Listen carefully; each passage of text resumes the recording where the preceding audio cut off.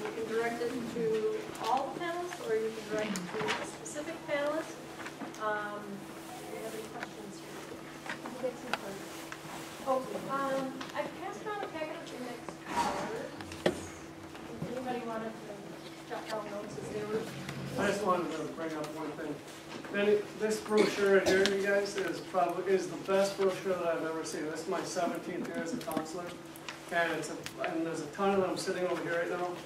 It's called How to Choose a College That's Right for You. It's put out by an organization called Colleges That Change Lives. And inside it, one of the parents asked, well, what are the questions to ask? And right here are tons of questions to ask of a college. It goes on the academic environment, another one on the campus environment, on campus resources, and then inside here, how to choose a college that's right for you. Who are you? Why do you want to go to college? The second one here, size matters. So it talks about choosing a college that's the right fit for your son or daughter. The third category here, a name brand college will not guarantee success. So a lot of kids and parents think that you have to go to a college at MIT or Harvard or Yale. Bethel and St. Kate's are great colleges, Bemidji State. You go there, what you put into it is really what you're going to get out of it. The name of the college really doesn't matter. You don't need to pick a major yet. Too many kids are thinking, well, I need to know what I want to do right now. What is my major? Kids go to college and they're going to change their majors maybe, who knows how many times.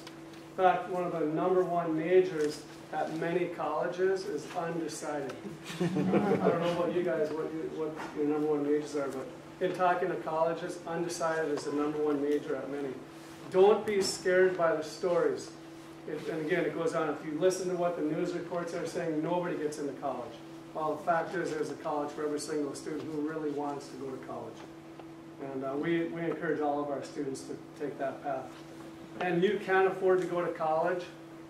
Jeff, you were mentioning the net price calculator, and we always tell our students, don't rule out a college based on cost right away. Go through the financial aid process, fill out scholarship applications, as many as you can. And students can start tonight, when you get home, 9th, 10th graders, go to getreadyforcollege.org. It's on the, there's a book out here called How to Pay for College. I know a lot of you already have it. But if you go onto that website, getreadyforcollege.org, and you click on useful online resources, and then you go to free scholarship searches, you will never run out of scholarships to apply for. Now, the fact of the matter is you're not going to get most of them, but if you get your names in on some, at least you have a chance. I always tell the students, if you can picture 10 buckets in a row, and you've got your name in one of those buckets, we've got an opportunity for one of those scholarships.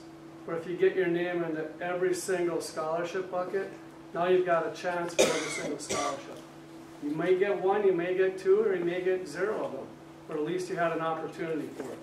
And then the last one here, the most important factor is fit. So like you were saying, when you go out and visit colleges, you're going to, oftentimes you get to the school and you get that feeling right off the bat, this is a good place for me, or it's not a good place. Then visit as many times as you can.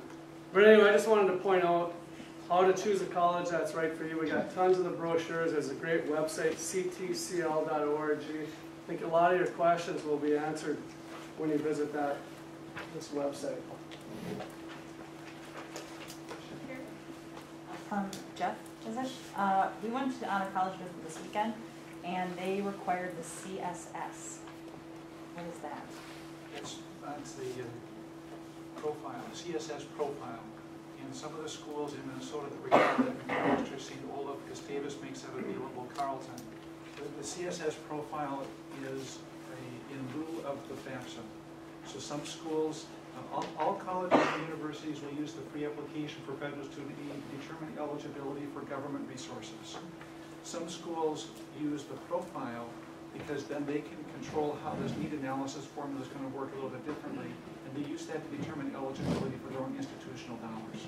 What's unique about these particular schools, Carleton, McAllister, St. Olaf, they all put together their own institutional dollars to try to meet full need. And so they want to be careful. How are we going to define how needy families are? They've got particular questions they're going to ask on the profile that may not be asked on the FAFSA. One example would be they're going to ask about non-custodial parent income. So that would be one of the questions on the profile that does not show up on the pre-application for the student. Is that something you do online as well? Or? The profile is done online, is through College Board. Thank you. I have a question about what changes you see coming in the next 4 to 5 years in the admissions process, particularly tuition. Some states are looking at changing tuition levels based on majors. Do you see that happening in Minnesota? Is that something that's on the horizon, or not that? What is the biggest change? Like another example would be ACT test. Kids are taking them 2 or 3 times, and colleges are starting to change how they're looking at that. I'm wondering what the big change is going to be happening in 4 to 5 years. Differential pricing, there are few schools that will add a surcharge if you're taking business class or if you're taking an IT class, something like that. I have not seen that spreading. I haven't seen a trend. You know, there are some schools that do, but I don't know that it's a growing type thing. I think a lot of schools are not comfortable in doing that. So what would you say in 4 or 5 years? What do you think would change? What do you see as something that's going to change significantly? How long do we have? 4 years. What's on the horizon? What's the next big thing? Let me point you to a couple resources, and then I'll try to have Ann answer. College Board has a publication they put out annually called Trends in College Pricing. They also have a Trends in Financial Aid.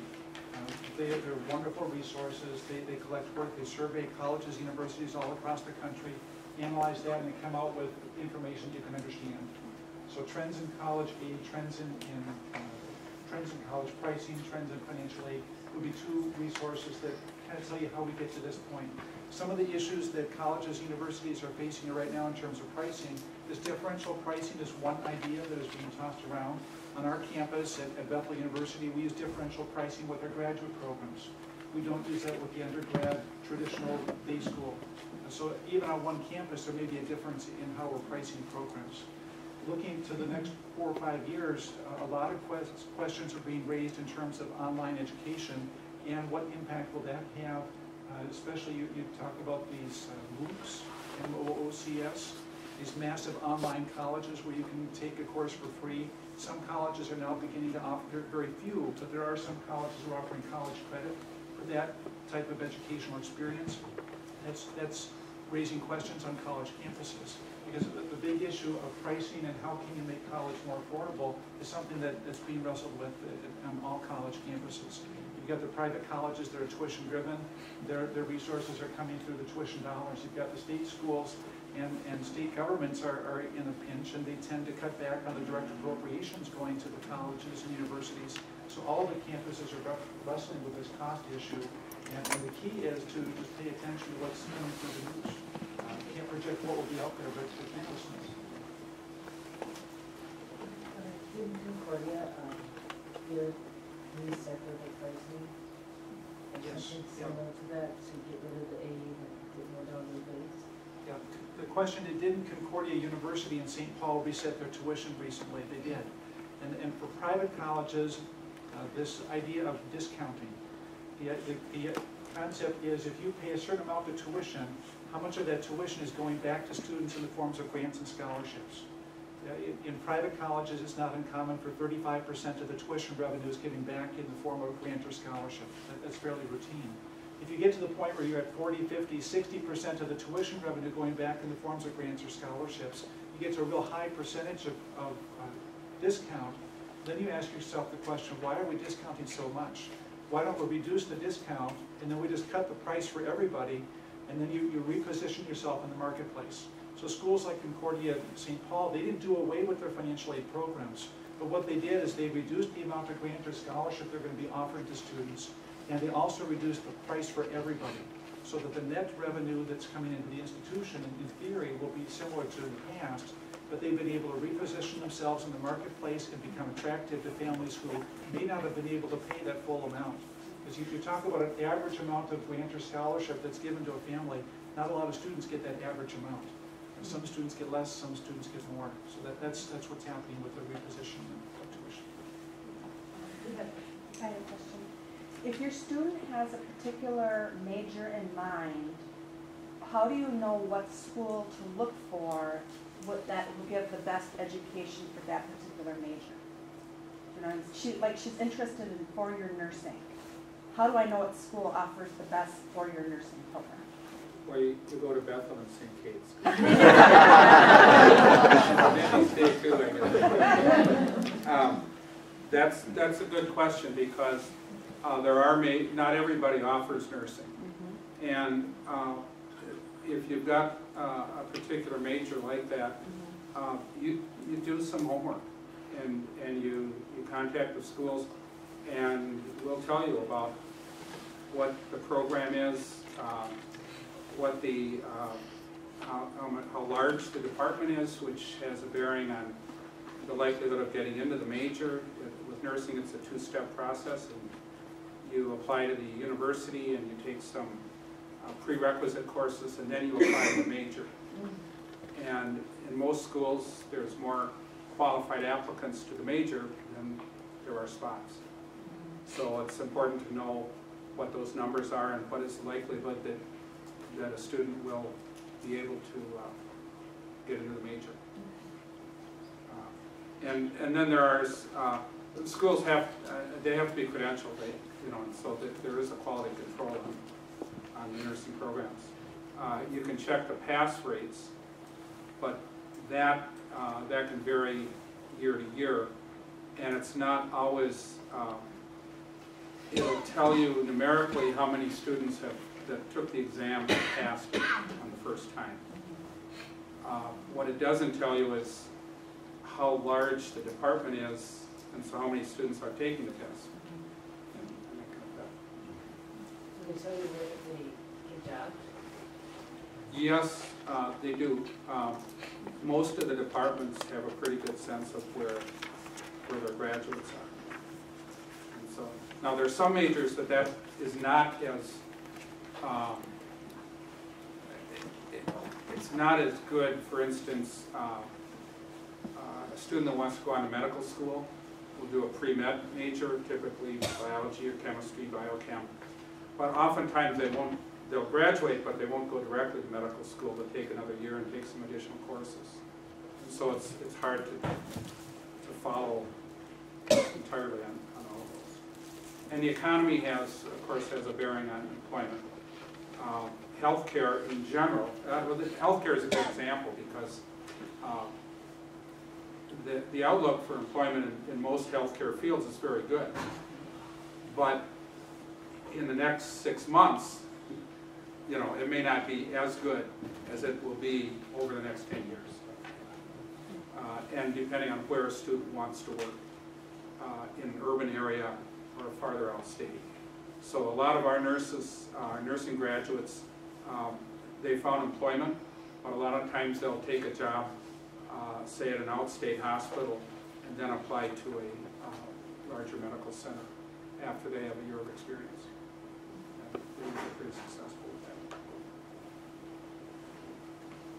I have a sophomore, and I'm just wondering, what I see on the newsletter, where there's schools that visit here, and how do I encourage my student to talk to these representatives? Sure, we have colleges coming to visit our school in the fall quite often. And literally this week we probably have about 5 schools that are coming to visit. So students in here, any age group, you guys can all, whenever you hear the schools that are coming, you hear them in the announcements. Students, you guys come down to our office, we'll give passes to the students, and then you can come and visit with those schools. Sometimes there's upwards of 20 students that will visit. For example, if the U of M were here, we'll have around 20 students that will want to visit. St. Kate's, Bethel, it'll be a smaller group, 5 to 10 students typically. But students, all you need to do is come down to the counseling office. We'll write you out a pass, or Mrs. King will, and then you guys can come and visit. Yes? Another question. Kids today, I went to a curriculum night, and I was just a little overwhelmed at how much pressure about taking honors and AP classes. compared to when I was a kid. I was struck by that, and I'm just wondering, really, in the filtering process when you get admissions, how critical is it for them to have honors and AP classes? Because to me, the focus on that is kind of over the top a little bit. I'm just wondering how versus like a GPA and being, I mean, is that like the first thing you look at, or is it a top to down system, you're like a filter system, or is it you're looking at overall the student? Well, again, we're looking for evidence that the student will be successful. And beyond that, we would like to see a student challenge herself. Now, that doesn't mean that you take the absolute most difficult courses available and your entire social life is Zippo, you have no activities, you know, that's not necessarily what we're looking for. That's not what we're looking for. You're looking for a well-rounded person still. Right. Okay. And a student that shows that she is capable of doing college level coursework, AP courses, or college in the schools, or PSEO, that's positive. Those credits come in, they earn credits, they can graduate early, they can graduate on time, but maybe add in a double major or minor, things like that. So those are good things. And it shows that they're challenging themselves. But I think a strong transcript that's what we're looking for. And I mean, a lot of schools simply don't have the options available for AP classes or college in the schools, things like that. And so it's not, the school is important, but your life is important as well. I would say, just one last thought, don't gear your entire life decisions on how it's going to look on an admission application. Okay, don't do that, you know. My daughter didn't take any AP classes and was accepted at all four colleges.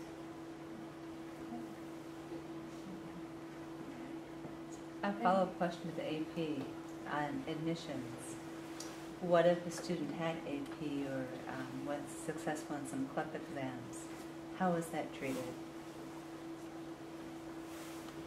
I'm sorry, if she is successful with AP classes? Right, or if they've taken CLEP exams and Oh, had credits. Is there They a can cap receive on college. how many, or is there a threshold of what the student needs to achieve to have the credits transferred? Yes.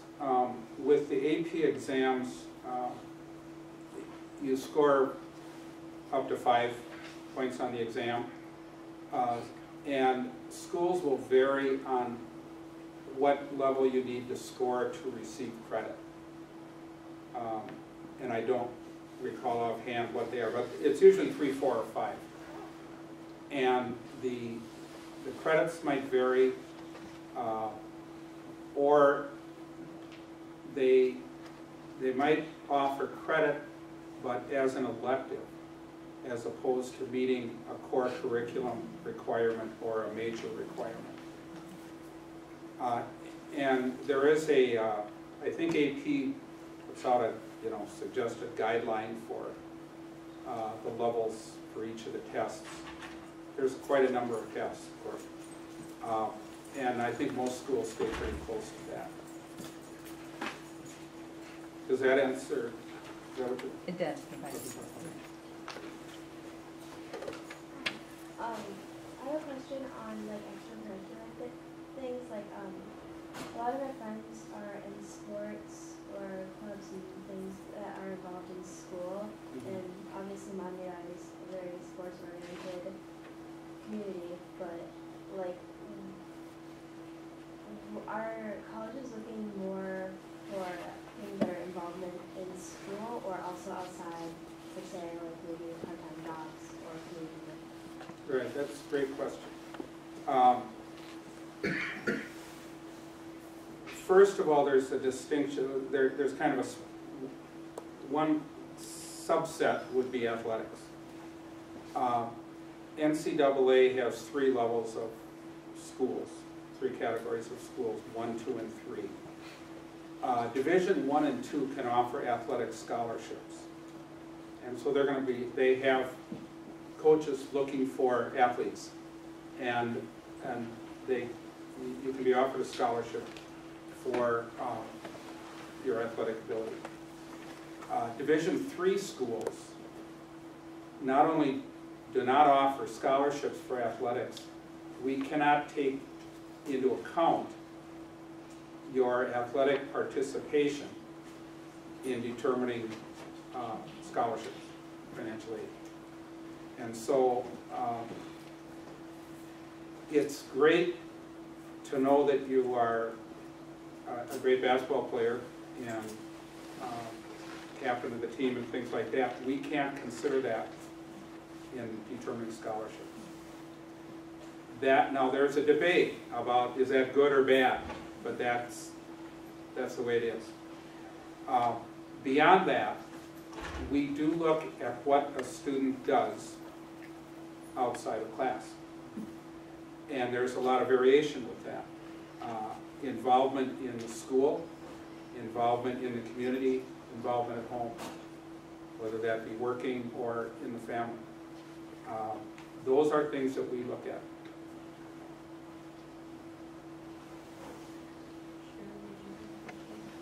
Yeah, what exactly, or how exactly does early admission work? And what are kind of the pros and cons?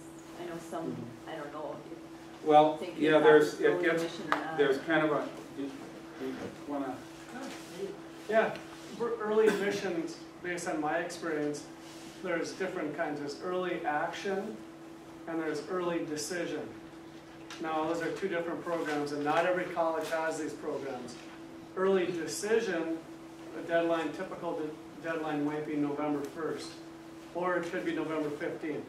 Early decision, where a student applies early decision to one college, and only one college, nationwide, early decision. They can apply to other colleges, and they should, but they can only apply to one college early decision.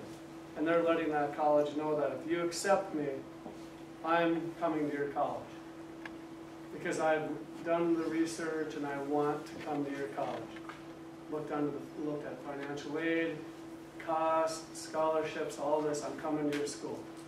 It's a binding decision as long as financial aid, to the best of my knowledge, all the financial aid comes in and the student can actually afford the school. That's early decision.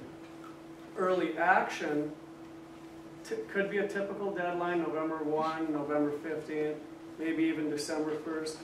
A student is still saying, I'm really interested in your school. I'm going to apply by this date. I'm going to have everything turned in. And if I do that, will you please let me know sooner? So generally speaking, if you get it in by November 1st, you'll know a month later whether you've been accepted to that school or not. That's early action, and that's a non-binding program. And we have students that do early action, and we have some that do early decision. Not too many do early decision, but we've had a few.